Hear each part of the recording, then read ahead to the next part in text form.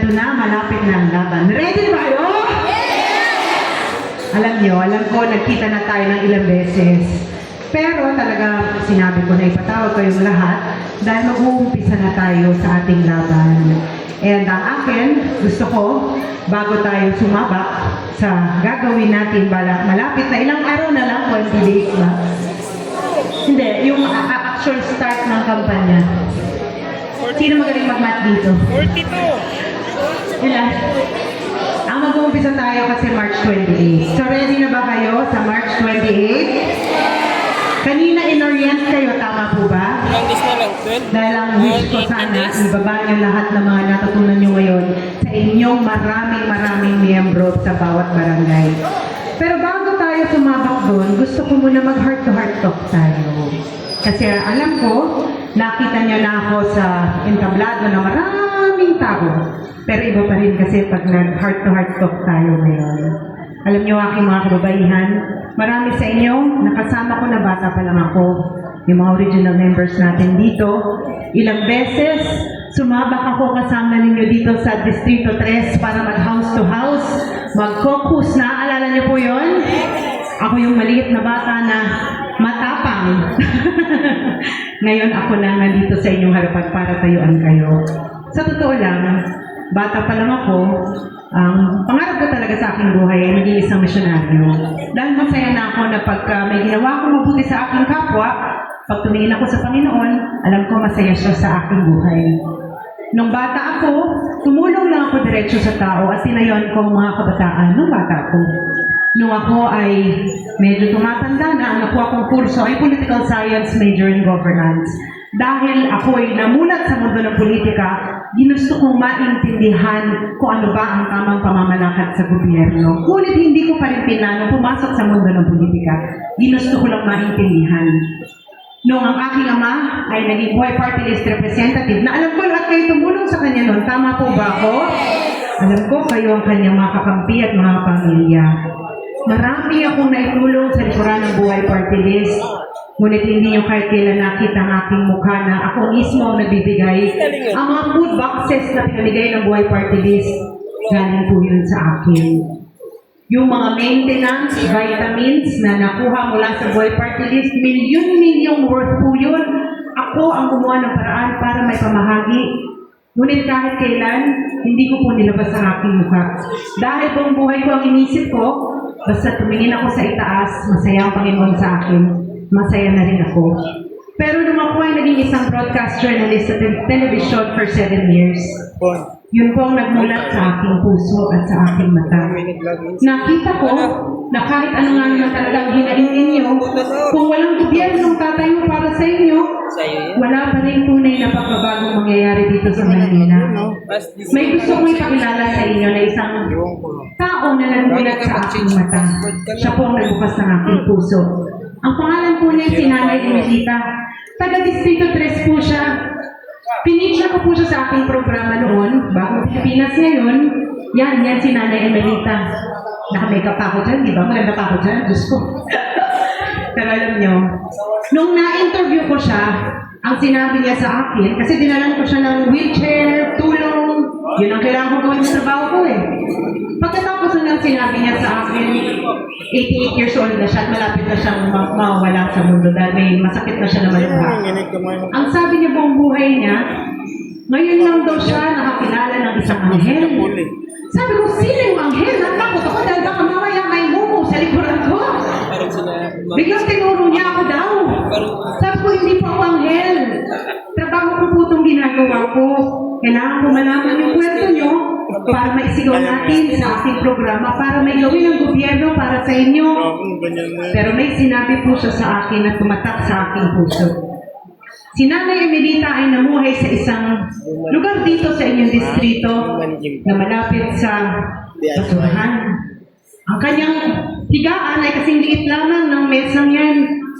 At alam niyo, sinabi niya sa akin, buong buhay daw niya, para lang siyang naging isang tilang daga na dumaan dito sa mundong iba.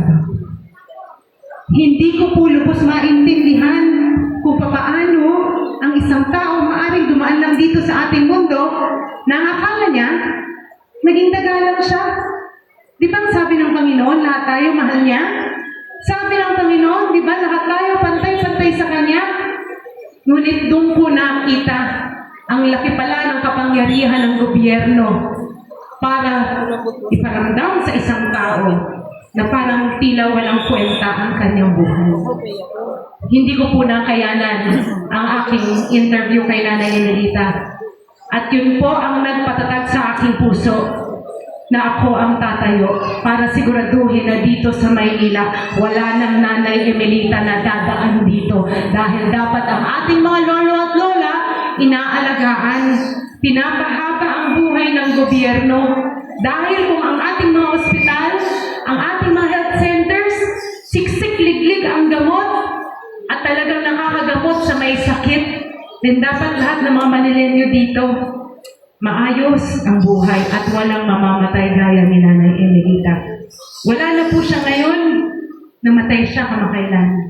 Akala niya, dumaan siya dito sa mundo na tila naging isang daga. Ang hindi niya akalain, siya ang nagbukas sa aking puso para tayuan ngayon ang mga manilenyo. At yan po ang rason kung bakit ako nandito ngayon.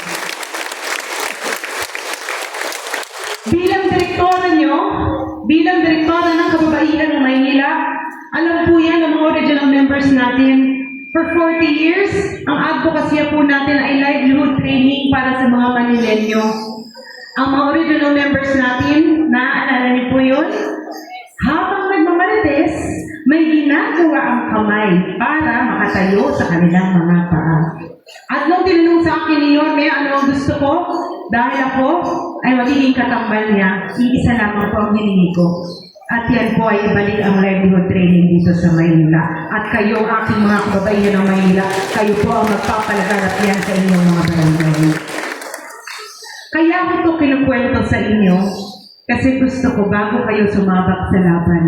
Alam niyo na ang laban na ito ay hindi para mabigyan ako ng isang posisyon. Dahil kahit kailanman, hindi naging importante sa akin ang posisyon.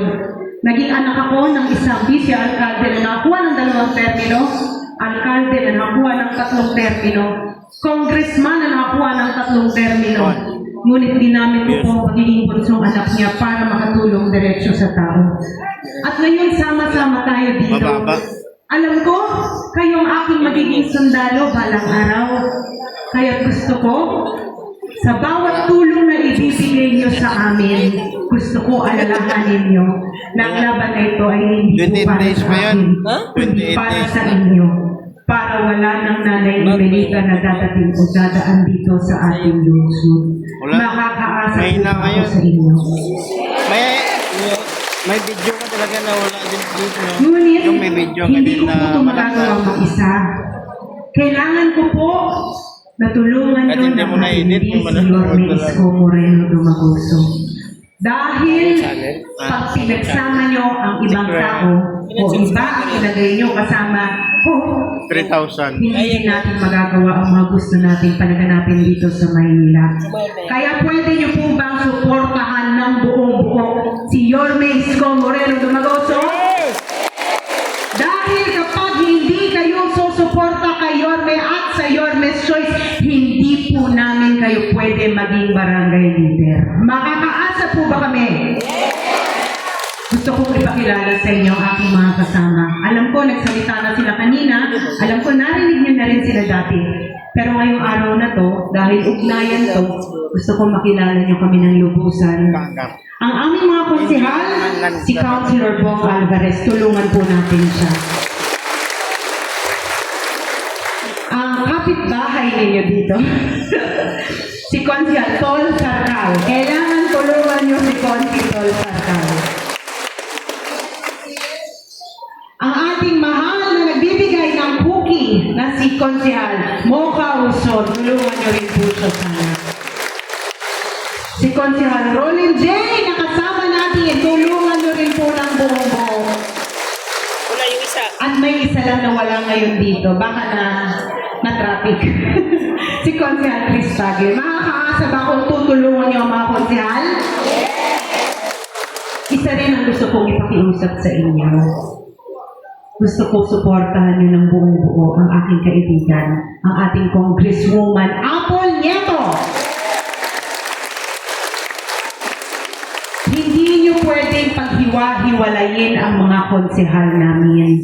Dahil pag to nahaluan ng iba, hindi rin po natin magagawa ng lubusan ang ating gustong gawin dito ngayon sa ating programa. Hindi rin po kayo dapat kumuha ng ibang congressman dahil si Congresswoman Apple Nieto tutulong po sa atin pagdating sa livelihood. Tama ba ako? Kaya siguraduhin niyo please, 9-0 tayo. Hindi ko kailangan pahabain ang aking sasabihin dahil alam ko, kilala niyo na ako. Ilang beses na tayo nagkita. At alam ko naman, mahal ninyo ako eh. Alam ko, maaasahan ko kayo.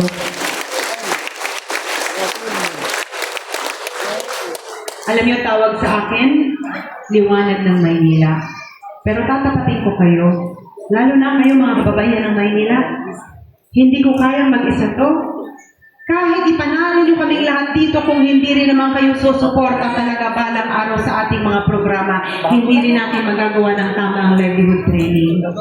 Mga panahon nung aking magulang ay nasa posisyon, nagkaroon tayo ng values formation sa lahat ng distrito dito sa Maynila. Yan po ang ibabalik natin dito at kailangan ko pong nandyan kayo. Ang livelihood training na gusto natin ng bawat distrito dito sa Maynila na bibigyan palagi ng oportunidad na matuto kung paano sila ay makatayo sa kanilang mga paa. Kailangan ko po, nandyan pa rin kayo. Naniniwala po ako sa bottom-up type of governance na kung saan kayo ay nakakalapit sa amin. Dahil kung hindi kayo makakalapit sa amin, hindi rin namin malalaman kung paano kayo tulungan. Kung may isang bagay na kaya kong ipagmayabang, kahit noong mga panahon ng aking ama ay vice-alkalde, alkalde, congressman, ako po ay nalalapitan. Kaya gusto ko ngayong araw, sa totoo lang, gusto ko kayo naman na magsalita. Dahil itong ginagawa natin, hindi lamang ito ngayon. Hindi lang ito pang kampanya. Dahil kapag tayo ay nagkaroon na ng posisyon, kayo na mismo ang aking magiging mata, puso, tenga at bibig sa inyong mga barangay. At every time na meron tayong roll out dito ng livelihood program, kayo rin mismo ang magiging kasama ko. Okay lang ba yun? Dahil sa anim na distrito na aming kailangan tulungan, kailangan namin malaman kung ano ang problema nyo. Dahil kung hindi kayo magsalita, nga pa rin kayo. Kaya makakaasa ba kami sa inyo? Alam ko, narinig nyo na ang plataforma ng lahat ng mga kandidato dito. Napanood nyo na rin ang mga nagawa ni Yorme dati, tama? Gusto nyo bang ibalik yon? Yes! Dahil gusto ni Yorme ipalaganap ang minimum basic needs dito sa ating bansa. Pabahay, nag-uumpisa na yun ng panahon na siya ay alkalde. Naalala nyo? Binondominium. Naalala nyo? Education, ang mga magagandang gusali, magagandang paaralan na binuo ni Yorme noon, gusto nyo bang dumami yun? Healthcare. Noong panahon ni Yorme, lalo na may pandemya pa noon, siksik, liglig ang gamot, vitamina, bakuna, kahit na gamot sa COVID-19, punong-puno ang Maynila noon. Gusto nyo ba ngayon? Siksik, liglig na muli ang mga gamot, vitamina, bakuna, at lahat ng kailangan yung tulong mula sa mga health centers at mga hospital dito sa Maynila? Huwag kayong mag-alala dahil yun ang plano namin. Ngunit ang ambag ko bilang direktora ninyo at ambag ng bawat isang kababaihan ng Maynila member dito, kayo ang tutulong sa amin sa rollout ng mga programa pagdating sa livelihood and employment. Dahil naniniwala ko, habang inaayos natin ang minimum basic needs o social services na matatamasa ninyo, unti-unti natin itataas ang antas ng pamumuhay ng mga Manileño na gustong bumuti ang kanilang buhay dito sa ating lungsod. Nandito ako sa inyong harapan dahil makulit po talaga ako. Alam niya ng mga kasama ko dati pa. Mahilig ako magtanong. Mahilig ako mga musta. Mahilig rin ako magmarites. Basta may ginagawang makapuluhan. Kaya ngayong araw, kayo naman magsasalita. Gusto ko, given na bago tayo sumabak, gusto ko lahat ng katanungan nyo, itanong nyo sa amin at sasagutin namin ngayon dito. Para alam ninyo na tayo, ang relasyon natin, hindi lamang kami ang masusunod, kundi pati kayo. Pwede nyo ba kaming kausapin? Maglalabas ako isang mikropono. Magtaas ang kamay na gustong magtanong sa kahit na sinong narito ngayon, pati sa akin at sasagutin namin. Ay, nandito na pala ang ating Konsehal Chris Tagle. Konsi, magsalita ka sandali bago tayo mag-ugnayan.